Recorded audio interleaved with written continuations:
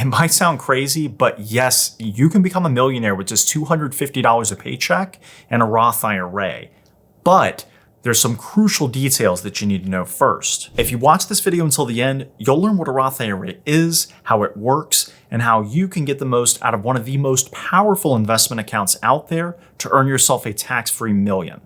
That's right, tax-free. An IRA, aka Individual Retirement Arrangement or Individual Retirement Account as it's commonly known, is a tax-advantaged investment account designed for, wait for it, retirement. And the primary benefit to using an IRA of any type over a normal brokerage account comes in the form of a tax break. There's a lot more types of IRAs than most people realize, but the two most common are the traditional and the Roth IRA. The traditional IRA was created by ERISA, not that girl from school with a slightly unique name, although I guess she could have had something to do with it, the Employee Retirement Income Security Act of 1974.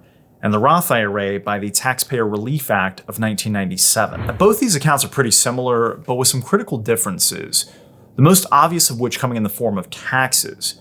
Traditional gets an upfront tax benefit, and Roth gets a future tax benefit. With a traditional IRA, you contribute pre- or after-tax dollars, your contribution may be tax deductible, your money grows tax deferred, and withdrawals are taxed as current income after you reach age 59 and a half. With a Roth IRA, you contribute after-tax dollars, contributions are not deductible, your money grows tax-free, and you can generally make tax and penalty-free withdrawals after age 59 and a half. Now, you can't just put as much money as you want in an IRA. Both types have what's known as a contribution limit, or a maximum amount that you can put in them in a given tax year. It's the same for both accounts, and for 2023 is $6,500 per year per person, or $7,500 if you're 50 or older by the end of the year. Due to inflation and some other factors, the IRS does periodically raise these numbers, so they could very well be higher in the next couple years. The deadline to make these contributions is the tax filing deadline of that year, which typically ends up being April 15th.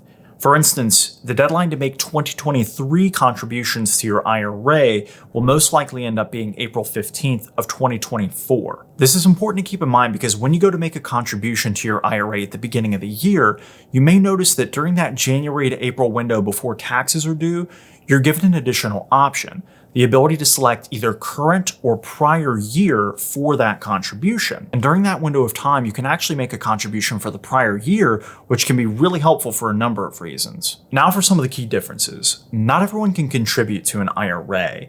To be able to do so, you have to have earned income that falls under what the IRS considers compensation. Examples of compensation include wages, salaries, tips, commissions, self-employment income, non-taxable combat pay, and more. I strongly recommend taking a look at IRS publication 590A, which is available on the IRS website. It can really help clear up any questions you might have regarding your situation. A unique exception to these rules is the Spousal IRA. Now, usually, to be able to contribute to an IRA as an individual, you have to have earned income.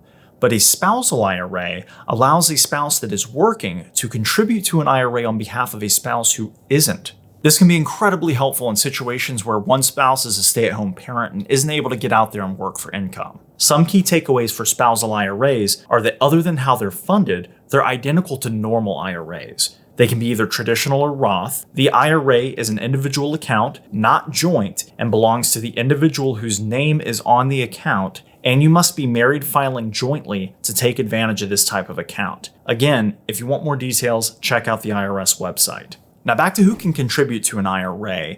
The amount of money you make in a year plays a role here.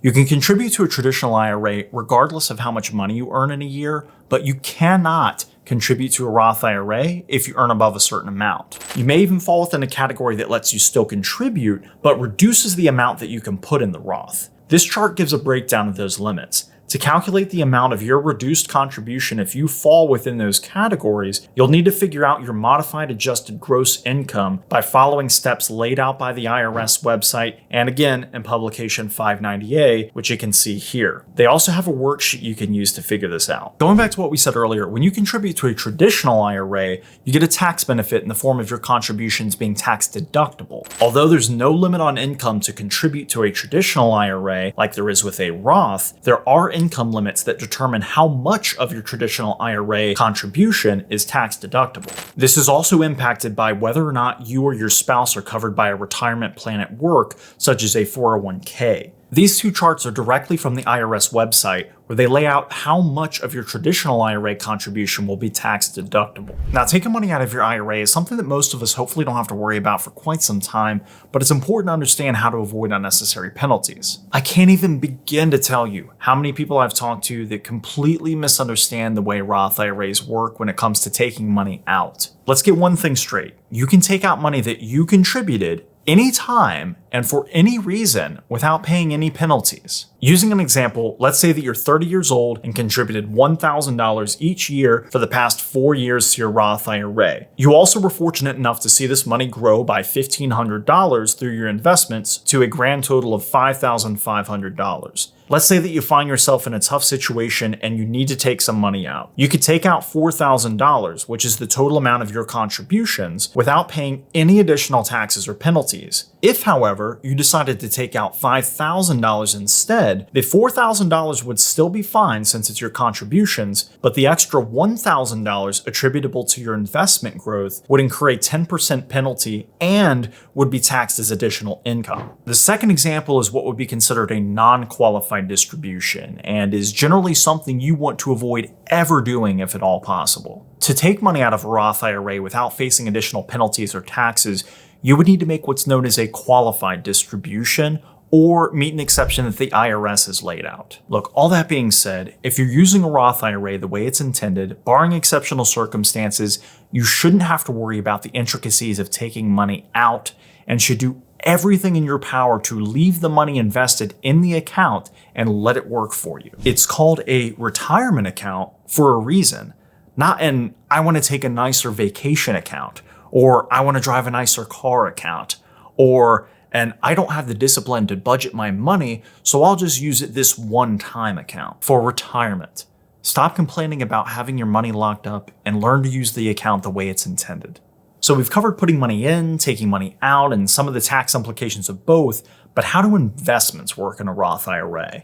Roth IRAs can be self-directed, where you pick your own investments, or they can be professionally managed via a robo-advisor or financial advisor. In a self-directed Roth IRA, you have the freedom to invest the same way you do in a normal brokerage account, with some limitations on things like margin and certain option strategies depending on your broker. This means that your IRA could have just as much, if not more, risk than a normal investment account because you can invest it however you want.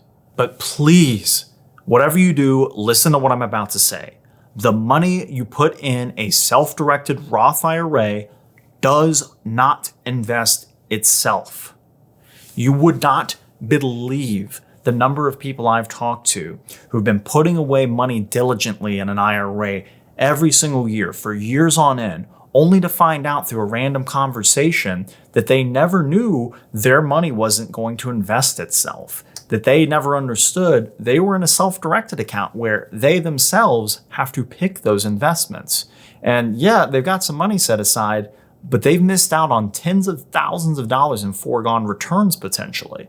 Another thing I hear all the time, especially from younger people, is why should I bother using an IRA when I can just invest in the same things in a normal brokerage account and have access to my money at any time without the risk of penalties? IRAs, both Roth and traditional, are tax advantaged.